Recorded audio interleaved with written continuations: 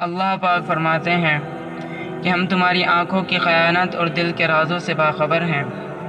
اب ہم اللہ کی دی ہوئی آنکھوں سے، اللہ کے دیے ہوئے نور سے اللہ کی ہی نافرمانی کریں تو یہ کتنے شرم کا مقام ہے، یہ کتنی نافرمانی ہے کہ ایک اللہ نے ہمیں یہ آنکھیں دیں کہ اس سے حلال ہم دیکھیں۔ آنکھوں کی قیمت اس سے پوچھیں کہ جس کے پاس آنکھیں نہیں ہیں۔ ہم اللہ کی دی ہوئی آنکھوں سے اللہ کی ہی نافرمانی کریں تو ہم سے بڑا بھی کوئی ظالم ہے؟ کیا ہم سے بڑا بھی کوئی نافرمان ہے؟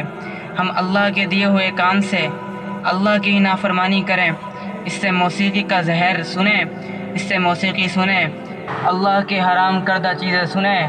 اللہ پاک اس پر بھی قادر ہیں کہ ہم سے اس کانوں کی سننے کی طاقت چھین لیں، لیکن اللہ پاک اتنے کریم ہیں، اتنے غفور ہیں، اتنے رحیم ہیں کہ اپنے بندے سے یہ طاقت چھینتے نہیں کہ اب توبہ کر لے گا، کہ اب توبہ کر لے گا، اب توبہ کر لے گا۔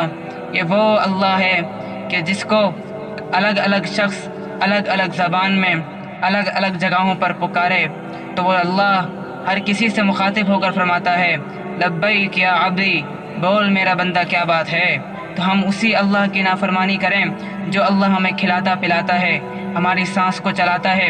اگر اللہ اس پر ٹیکس لگا دے کہ تم اس ہوا کو اتنی کھینچو گے، اتنی اپنے اندر جذب کرو گے تو اتنا تم بل دو، تو کون اس چیز کا بل ادا کر سکتا ہے؟